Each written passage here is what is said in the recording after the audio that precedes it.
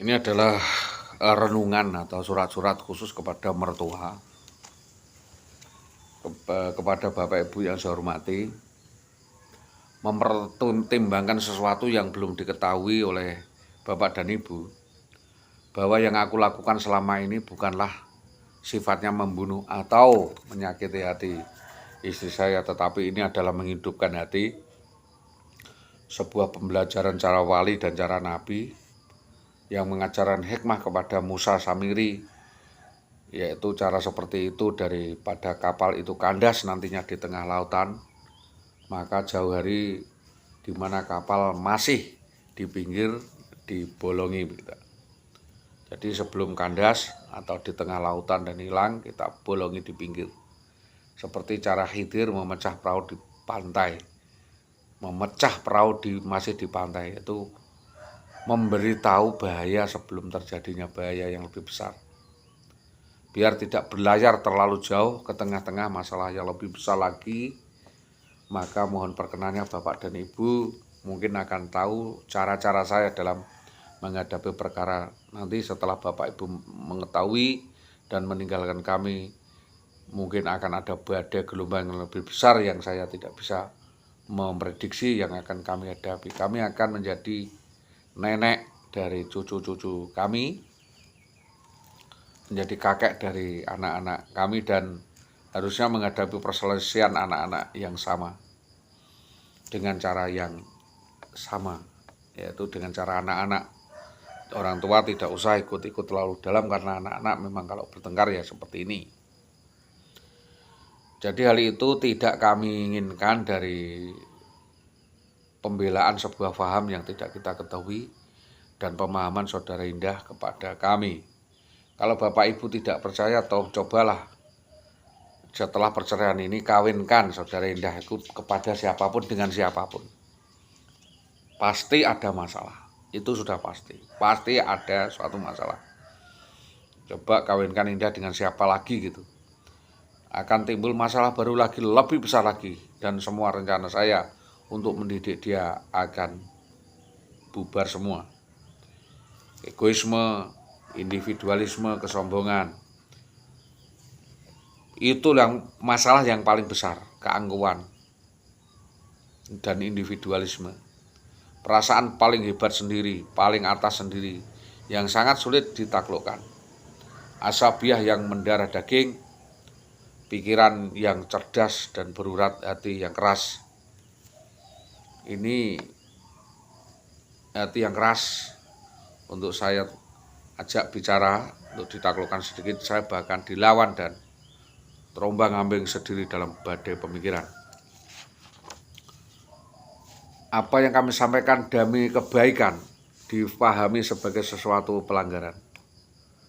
Langkah-langkah kecil yang kami sampaikan untuk merubah gaya haluan berkeluarga, tata cara, aturan, norma agar lebih harmonis mulai dari dalam keluarga, dan melakukan kebaikan sekecil apapun untuk kemuliaan pribadi dan keluarga ditolak dan ditentang. Dengan motif kebaikan, saya terdorong untuk melakukan kebaikan kepada siapapun dengan pergi dari rumah, memperbaiki hubungan yang rusak karena tidak pernah bertemu, dan bertegur sapa untuk memperbaiki hubungan di antara kami. Mungkin nenek yang seharusnya begitu bahagia menimbang cucu-cucunya bersama putra-putrinya bercengkrama dan memanfaatkan menerima semua kenyataan kembali dengan meneruskan cita-cita pemuda yang patah arang, memberi kebaikan, menolong pemuda yang lumpuh, yang buta, yang sedang terancam ketakutan, dikejar-kejar segerombol orang-orang jahat untuk bersembunyi di semak belukar. Dan ketika para pengejar itu pergi, pemuda itu mengucapkan terima kasih yang sebesar-besarnya, dan baru saja bisa memahami dengan hati sebuah ucapan terima kasih dari dalam lubuk hati yang tulus. Keadaan dan rasa kurang bersyukur dan berterima kasih itulah yang melahirkan persoalan baru. Sebab di dalam terima kasih, lautan terima kasih dapat dikuta terima, dan kasih dalam hati siapa yang tahu, semua hanyalah cara. yaitu termasuk satu cara untuk mempertahankan roh hidup, mempertahankan diri, mempertahankan anak elang untuk bisa terbang dan Raja Wali untuk mencari makan. Sekarang pada saatnya juga akan terbang juga, yang secupak tidak akan jadi sesukat, yang sejengkal tidak akan jadi sehasta. Jangan bercemir di air keruh, jangan bermain-main di dalam lubang. Kilatan cermin sudah ke muka, kilatan berang sudah ke leher. Mengambil contoh kepada yang sudah ada saja, mengambil tuah dari yang belum dituah. Kebahagiaan itu ukuran dengan menggunakan ukuran kebahagiaan orang lain. Belum tentu bahagia bagi kita. Kebahagiaan yang diukur dari orang lain belum tentu itu kebahagiaan bagi kita. Kadang-kadang justru gambaran kebahagiaan itu yang merusak kita. Orang-orang yang kamu anggap bahagia itu adalah orang-orang celaka yang akan merusak kandang kita dan mengusir ayam-ayam kita dari bertelur. Sebaiknya kita berhati-hati supaya jangan terulang lagi. Coba sepanjang betung, adat sepanjang jalan. Di situ langit dijunjung, di situ bumi dipijak, di situ bumi dipijak, langit mestinya digantung.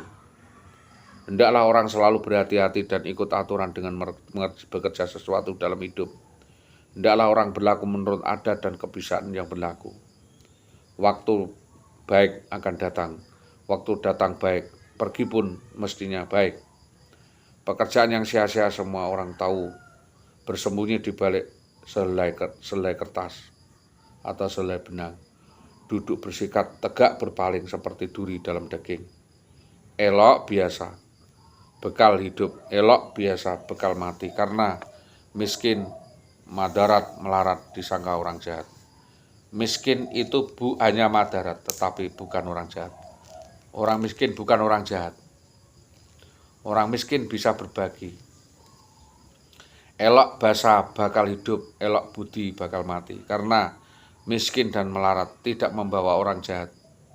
Mungkin boleh disangka orang jahat, padahal tinggi budi, peri kemanusiaan, kehendak emas dan kerbau berkubang tak berbau. Apakah ada kerbau berkubang tak berbau? Masihkah ada kerbau yang tidak berbau? Yaitu ada kata menggendong kerbau. Mana ada kuat? Ada kata menggendong kerbau. Ibarat kata menggendong kerbau. Kerbau yang besar. Apa masuk akal kira-kira? Berjejak bagai berkek, rupa boleh buruk tapi hati mesti baik. Kasih sayang tidak tetap selamanya. Dekengane pusat ya istilahnya. Dalam perkawinan itu, semua orang yang berkawin itu pasti ada masalah dan mestinya masalah itu bisa dibicarakan dan dirembut bareng-bareng. Dibahas akses-aksesnya, nalar sehatnya, mikir kemana. Dan bukannya menyebar aib kemana-mana. Saya hanya membutuhkan kejelasan. Kalau tidak punya rumah, nggak punya tanah, lalu mau kerja di mana? Mau tinggal di mana? Kalau tidak punya kerjaan, paling juga kuli dan bertani. Tapi apa yang dilakukan? Apa yang dilakukan kuli? Mereka menghilangkan seseorang, melakukan penodaan secara seenaknya. Jadi mereka melakukan penodaan secara seenaknya. Ada aturan yang semuanya sebelumnya adalah ada aturannya. Kalau tidak ingin sesat, kita harus berlaku dan berpedoman kepada yang benar. Semua harus dibuktikan. Kejadian rekayasa, maling, dan perencanaan percobaan pembunuhan orang-orang kepada saya itu harus dihentikan. Kita lihat tujuannya mau mengarahkan tujuannya kasus itu kemana. Kalau tidak mau menghabisi dan membunuh orang atau menjerat orang, menjebloskan ke penjara. Semua orang tahu kelakuan Bambang Buto Cakil Permati itu seperti apa. semua dilakukan menghalalkan segala cara demi hasrat biologis, hasrat ingin memiliki, hasrat menguasai milik orang lain. Setelah menjadi perkara memilih alasan menolong. Menolong itu jangan bawa uang. Kasih uang untuk membayar utangnya. Wong menolong wanita kok digondolari dari suaminya. Sungguh naif dan ketok banget modus kejahatan yang dilakukan Bambang Permati itu dan keluarganya. Yang bertopeng dan berkedok dukun dengan alibi nolong orang dan lain sebagainya adalah suatu cara-cara yang tidak populer. Maka dengan mohon bantuan donor besar, Mabes Polri dan Komnas HAM semua punya apa-apa, semua bisa apa-apa, semua punya nyawa, tekad dan keyakinan orang berbeda. Mungkin hari ini saya tidak berdaya apa-apa. Menghadapi modus dan kelicikan seperti itu, saya juga tidak mau eret-eretan masalah untuk hal yang tidak jelas selunturnya. Saya juga akan mempertanggungjawabkan dan jelas kepada keluarga, hanya saja untuk bersaudara, menjaga marwah keluarga, menjaga nilai-nilai, tradisi, harkat, martabat, harga diri, dan cara-cara yang elegan. Memang caranya lain-lain dan berbeda, maka itu saya mohon cara mempertahankan, memperlakukan orang lain itu berbeda-beda. Seperti memperlakukan Hilda dan Goris. Mungkin jangan disamakan dengan memperlakukan saya selama ini menghujat rame-rame. Saya yang sejak kecil biasa dikeras, dijalimi, dilemahkan, menjadi penakut seperti ini. Bahkan sampai sekarang pun aku jadi takut. Saya tidak tahu saya ini siapa. Mengapa saya diperlakukan orang-orang sekitar saya seperti orang asing. Yang aku bisa hanya menulis, menggenggam pulpen, dan menyampaikan kepada dunia betapa berat derita batin yang saya alami. Dibenci orang-orang yang aku sayangi, didendam kesumati orang-orang yang aku cintai.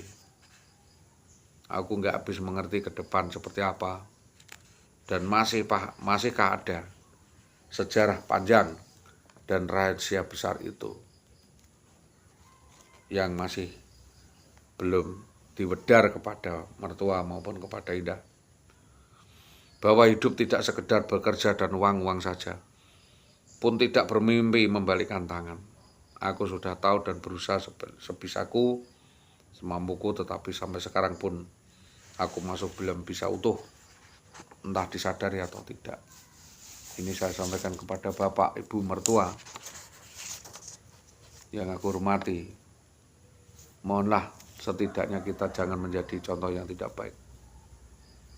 Mohonlah kita untuk menjadi contoh yang baik bagi anak-anak dan cucu-cucu kita. Mohonlah Pak, jangan mempermalukan diri kita sendiri dengan menepuk air yang kotor, bercermin di kaca yang kotor. Marilah kita insafi bahwa kita semua salah. Saya salah, mereka juga salah. Jadi kula niku wis kula lon-loni oleh ngandani istri kula niku mboten pisan pindho. Kula banget saya dumateng anak-anak kula bertahan.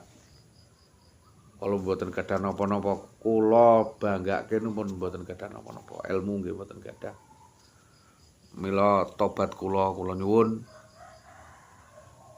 Mula tobat kula nyuwun pangapunten ingkang kathah.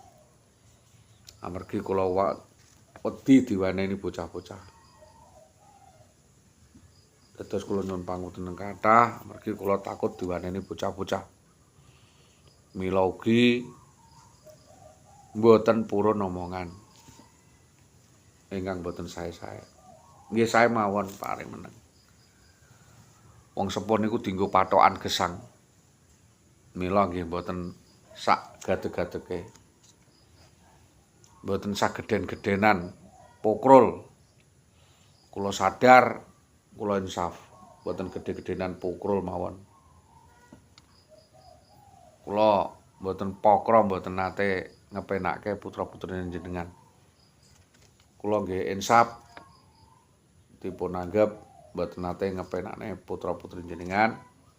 Sagete kula namung njaga keistimewaan dan ingkang nate kula mboten nate madoni napa-napa. Dadi kula mboten nate madani napa-napa. Mboten padha. Menawi indah nika nggih, menawi indah menika mboten banget terlalune. Kula sadar panji kula mboten mampu ngatasi, kula isin ndamel lara ati dumateng anak lan bojo kula sengsara. Mila kula nggih seneng anak-anak kula lan panjenengan dipun jagi anak-anak kula panjenengan sayangi. Mun kula aturaken estu kula nyuwun pangapunten sedaya kalepatan kawula dumateng Bapak Ibu para sepuh. Wong kula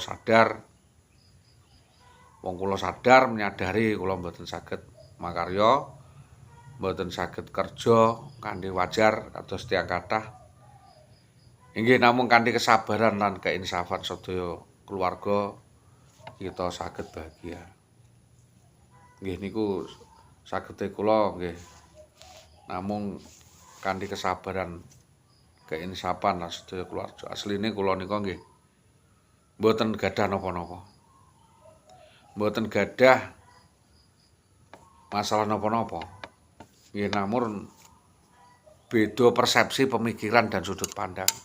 Menawi piyambake kula ajak teng ler, piyambake memandang saking kidul, menawi kula teng etan piyambake teng kilen, menawi kula teng atas piyambake teng bawah. Nggih acarane niku mawon. Amargi mboten nanten dua kepala niku isinya sama niku mboten nanten. Mila kanthi kesabaran ingkang jembar, keinsafan ingkang lebet utawa dalam dumateng sedaya keluarga kita dongaaken bahagia. Kita saged bahagia. Aslinipun kula nika kalih Ibu Indah nggih mboten gadah acara napa-napa, mboten gadah masalah napa-napa. Nggih nembe kecoba mila nggih saged kula namung ngemutake menawi saged nggih. Kula namung caos pemut menawi njagaaken nggih. Cara kula njaga nggih ngeten iki.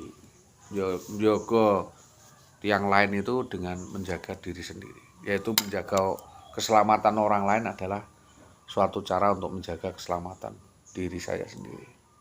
Jadi cara kula nggih saged ngemutaken menawi kelentu lan kula nyuwun agunge pangapunten ingkang kathah. Kula nggih ugi isin kedadosan wirang kados ngoten dondro-ondro dipun waos tiyang kathah. Mila niku nyuwun kawelasanipun panjenengan sedaya mboten sah weleh-welehan menawi kula sampun keladuk sampun anggen kawula matur menawi niku dipun anggep mboten prayogi. Kula pun tobat, kula sadar menawi kula menika mboten napa-napa, mboten gadah napa-napa lan kula pikir lebet mateng. Mila menawi kula kaanggep mboten gadah utawa miskin donya, kelara-lara, kelunta-lunta, kula mboten ora sura mentala, mboten napa-napa. Nyawang anak-anak kula pun bahagia nggih. Kula mboten mentala, kula ugi mboten mentala nyawang keadaan anak bojo kula. Mila nggih sak oleh-oleh napa menawi kula sampun keladuk anggen kawula matur, kula nyuwun pangapunten kangge kula teng bebojoan wonten masalah, wonten congkrah niku mpun biasa. Mboten usah diguremi. Gurem ceker-ceker dipanasi kula niku nggih nyadari sedaya kelepatan kula kalian anak lan istri kula amargi kelemahan kula. Nggih nembe niki kula tinarbuka sadar bilih sedaya menika kedah sadar balik sedaya kedah mikir ngangge ati ingkang sumringah ingkang sareh mangkempal sareng keluarga bantu binantu gotong royong nampun kabujuk nafsu wawarsa ngerwake tanggung jawab, nglimpahke keluarga kanthi rukun, ayem tentrem. Nggih. Ampun malih damel gedra napa masalah. Wong kalih masalah nggih ngoten niku mawon. Ben penting keluargane dhewe rukun guyub. Pisah nggih pisah namung pisah ingkang sae-sae. Mboten misahke bocah-bocah kalih bapake. Mila kalih nika kula nggih namung saged ngaturaken ngoten niku menawi wonten lepat lan mboten saene nyuwun lumunturing pangaksami. Mekaten ingkang saged kalau aturaken dumateng sinten kemawon tiyang sepuh lan Bapak Ibu Maratuwa menawi lepat kula nyuwun ngapunten wonten kalodhangan menika. Assalamualaikum warahmatullahi wabarakatuh.